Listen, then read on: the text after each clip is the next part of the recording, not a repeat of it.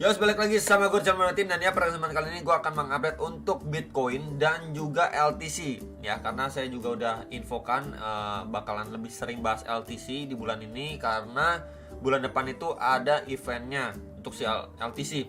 Kemarin udah diupdate untuk Kava, Habar, Ocean, Solana, dan lain sebagainya. LTC sendiri ini udah dibahas beberapa kali juga ya. LTC dan Chainlink itu bisa dibilang lumayan sering lah akhir-akhir ini. Dan untuk news event malam ini yang penting ada core CPI, ada CPI, dan juga ada crude oil inventory. Ya, ini mulai dari jam setengah 8 malam sampai ini jam setengah 10 malam. Dan gak lupa juga ada FOMC member speak juga, ini jam 9 kurang 15 menit. Jadi bisa di-prepare untuk malam ini. Kalau misalkan kita lihat di sini data-datanya juga mungkin buat teman-teman yang mau pantau sampai nanti malam ini bisa di-prepare untuk core CPI dan CPI-nya.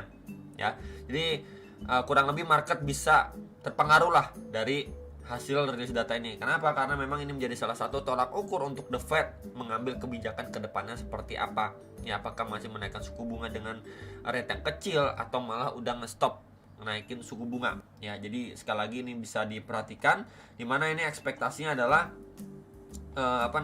mengalami penurunan ya tahunan untuk CPI-nya. Nah, ini ya, mengalami penurunan ekspektasinya ini dari 4% jadi ke 3,1%. Ya, dimana target The Fed memang menekan data inflasi itu sampai kurang lebihnya di 2%-an. Ya, jadi ya hopefully lah kalau misalkan ke depannya CPI bisa terus kita lihat datanya itu makin membaik, ya itu kita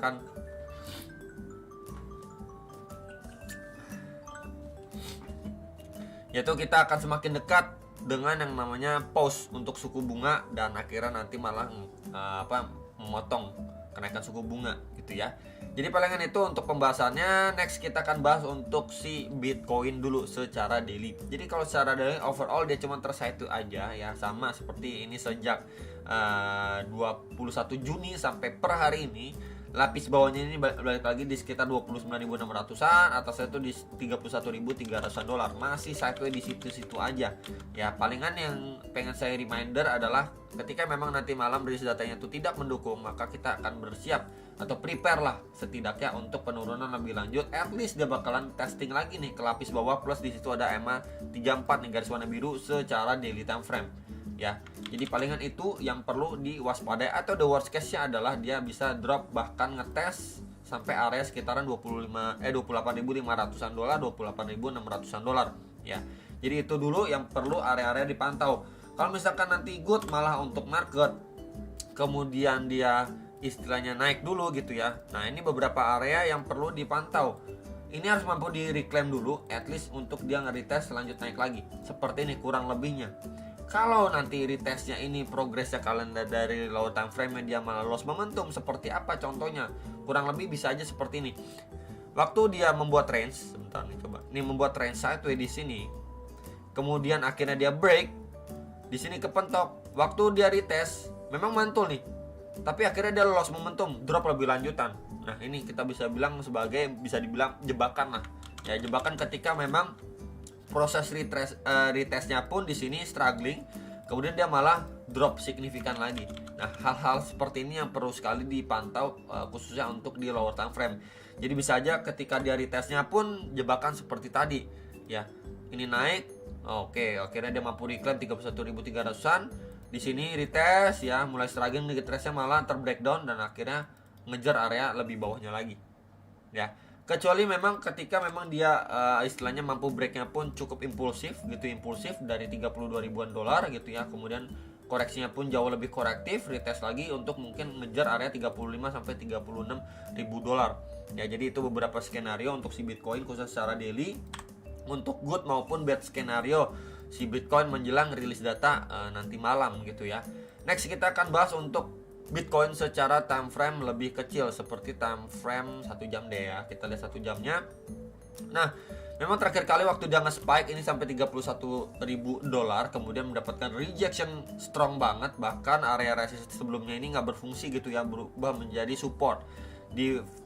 Jebol aja, kemudian di sini mengalami kenaikan yang bisa dibilang jauh cenderung korektif ketimbang penurunan terakhir kali.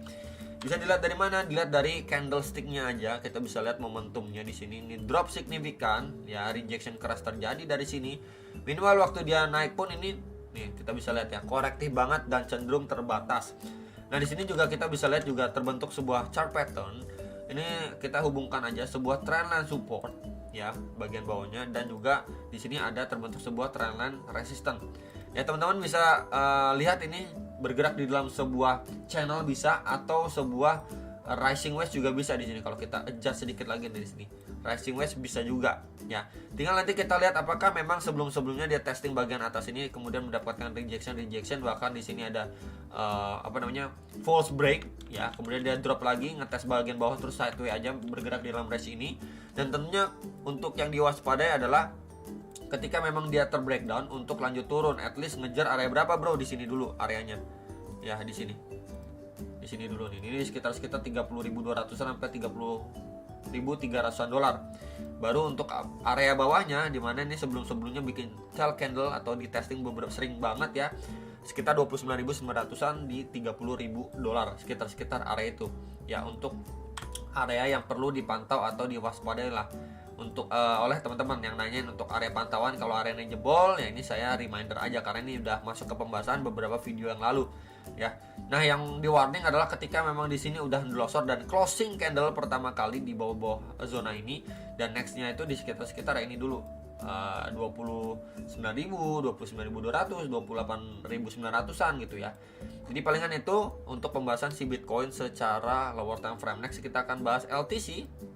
Ya, jadi progres LTC ini kurang lebih sudah tercapai, ya, target koreksinya. Meanwhile kemarin itu dia sudah mampu reclaim, ya, setelah mampu break dari channelnya ini, mampu reclaim dari resist squatnya di box warna merah ini, ya. Cuman ketika memang waktu itu saya bikin video ini sekali lagi untuk nge-warning teman-teman, ini terbentuk sebuah rising wedge. Ketika memang dia sudah breakdown dan retest baru bisa dimanfaatkan, dan ya di sini bisa dibilang rapi banget, ya, ketika dia sudah breakdown retest gitu, ya, dia down lagi, dia naik lagi, retest aja ke swing high terakhirnya di lower time frame, kemudian dia berangsur turun, ya. Progres turunnya pun di sini kita bisa bilang cukup rapi. Kenapa saya bilang cukup rapi? Ini udah visit beberapa area pantauan yang perlu dipantau seperti sekitar 103 dolar, kemudian di sekitar 96 dolar. Ini udah sama-sama ke hit target koreksinya. Nah, tinggal kita lihat di sini. Ada upaya gak dari LTC, ya, bayar LTC secara daily? Ada. Kita bisa lihat dari mana? Dari secara daily time frame di sini. Ketika dia akan visit atau bahkan jebol gitu dari EMA 321 dan 34 secara daily, ini masih adanya trendline resistance yang di flip menjadi support, dan di sini hampir sentuh, ya, di sini hampir sentuh, kemudian mendapatkan reaksi yang lumayan signifikan dari buyersnya. Jadi memang range area berapa yang perlu sekali dipantau untuk saat ini untuk si LTC adalah secara daily di sini. Sekitar 94 sampai 96 dolar, ya, sekitar 94 sampai 96 dolar untuk si LTC. Atau lebih bawahnya lagi di sekitar berapa, bro? Di sini 87,7 sampai 89,9 dolar untuk si LTC. Jadi dua area pantauan ini bisa dipantau sekali lagi untuk secara daily. Tergantung juga nanti rilis data malam ini, apakah nanti akhirnya si Bitcoin koreksi. Kalau memang Bitcoinnya itu malah koreksi lanjutan, maka bukanlah hal yang nggak mungkin untuk si LTC mendapatkan another correction, ya, ngetes lagi, ya, sekitar area tadi yang sudah saya sampaikan, atau minimalnya ini akan kita lihat, ya, di trendline resistance yang berubah menjadi support, ya. Sekali lagi bisa diperhatikan dan diwaspadai untuk skenario penurunan lebih lanjut. Tapi untuk teman-teman mungkin yang sudah DCA di sekitar area 94 dolar, 93 dolar, 95 dolar, ya nggak apa-apa juga. Kenapa nggak apa-apa juga? Karena kita bisa lihat di sini progres waktu dia going up, ya, kemudian dia sini area retestnya pun sudah ke achieve, dan ya bisa menjadi area bisa dibilang not bad lah untuk teman-teman yang melakukan DCA atau yang sudah beli gitu, ya.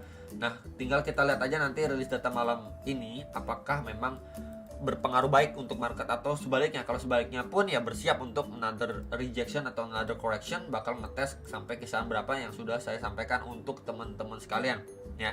Jadi palingan itu untuk teman-teman yang mau lihat pantauan LTC seperti apa, progresnya sudah ke achieve target, tinggal kita lihat aja reaksi dari beberapa area ini dan juga rilis data malam ini. Berikut juga dengan Bitcoin. Itu aja dari saya, semoga bisa bermanfaat dan sampai jumpa untuk next video. Salam profit.